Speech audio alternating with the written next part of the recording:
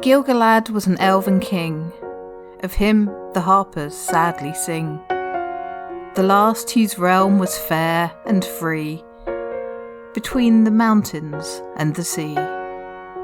His sword was long, his lance was keen, his shining helm afar was seen. The countless stars of heaven's field were mirrored in his silver shield.